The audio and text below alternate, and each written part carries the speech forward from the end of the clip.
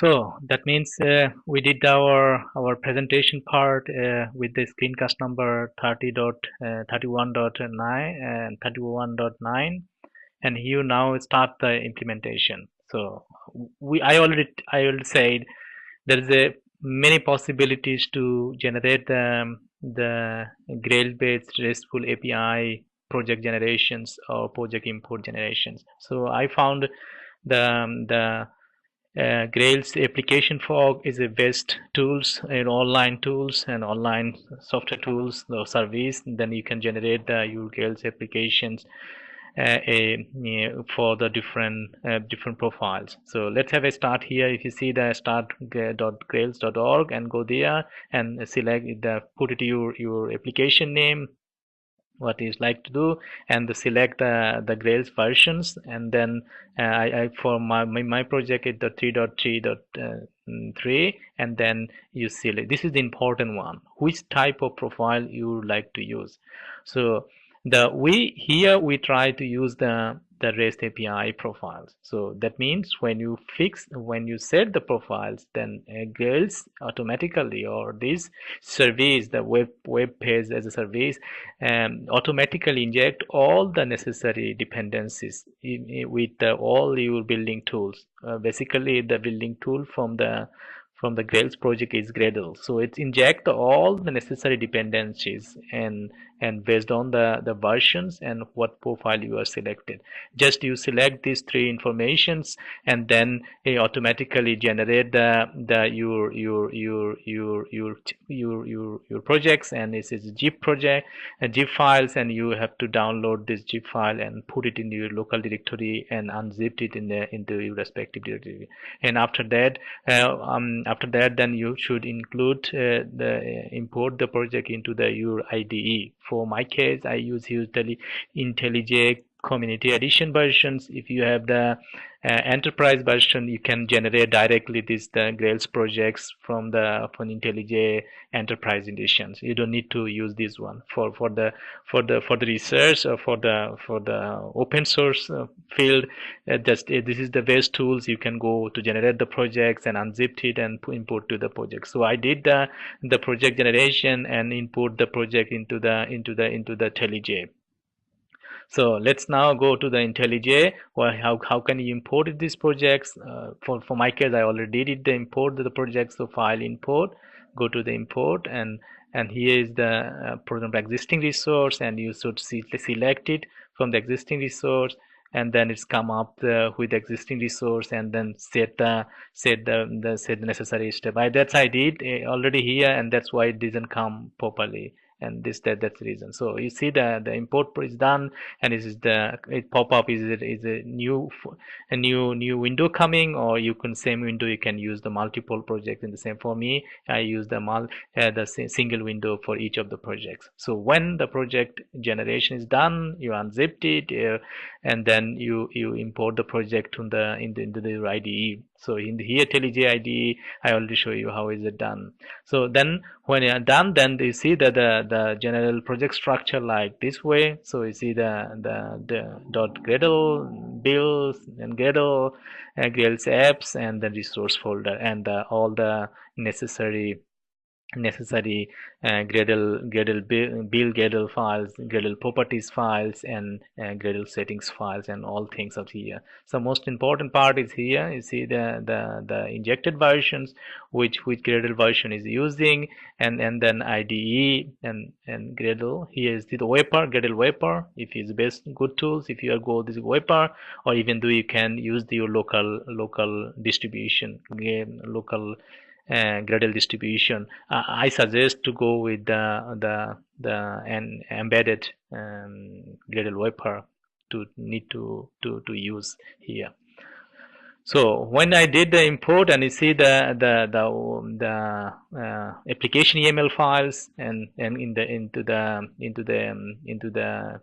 the config folder, and then there is a file. So this is the first. Let's have it start. So I define here extra properties like here is a server, and server will the port, the application will be started 6042, and address will be there in the local host because I'm working in local host. If you are working different machines, then you have to put the machine name or IP address, and this is the context path. This is a basic context path for the calling the my services.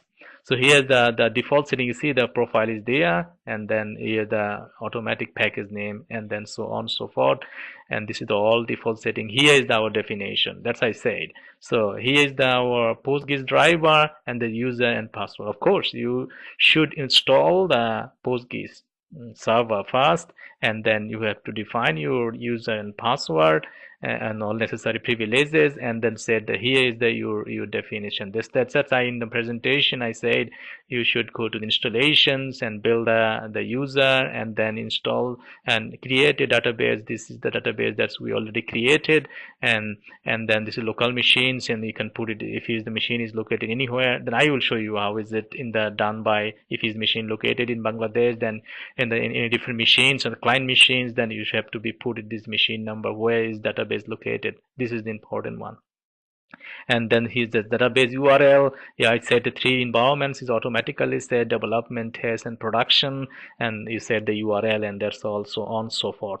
And if you need the more environments in the professional life, they sometimes some company they follow like 5 environments, like the quality assurance and release environments and testing environments. So the testing is here, and the user acceptance environments. That's things you can add it here, and because you need to carefully look for this one. This is the properties I will try to externally configure, because if you try to deploy this application anywhere in any machines, then you need to override those properties, and that's why is application profiling, Spring Boot profiling concept come up, and I will show you detail when I did when I exposed the API services as a REST API as an executable jar file, and I wrote 2 files as one all the necessary properties, and you can change dynamically and externally and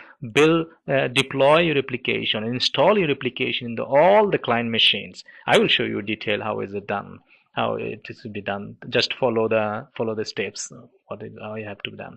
So this is the YAML file you has to be take care to after database installation, after database creation, user creations, and then just you need to do the database URL, and that's all the finals. And now we try to start. Of course, you need to build.gradle files, and the build.gradle file all dependency injected. You need your PostGIS SQL driver.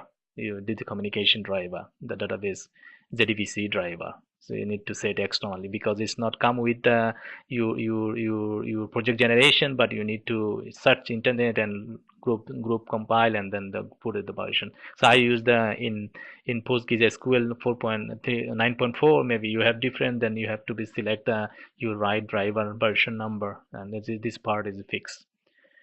So let's have a start to the very fast. So I said it's just the structure that I have. It's just like the day-to-day life development structure, like need professional structure. So normally some developer doesn't follow the structure. How is it done? Is not the good practice. This is good practice to follow the real structure. You should package all the necessary source code as a convention way. So you see every controller has an under package, and then every domain has a package, and also the service has its own package definition. So under the service has all services generated, and then here is the utility, and you see the important one. So let's start our domain classes. So that means in the presentation that I said, in the total projects, in the complete application, complete functionality is maintained by the only 6 domain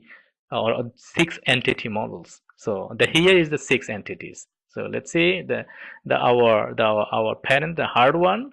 So it's the user registration entities we define as a resource, because we try to expose this domain class as a REST services. That means in the end, all the operation, code operation is possible when you just write it the resource annotation, and that's all. It's the Grails and Groovy is smart enough to generate all the endpoints.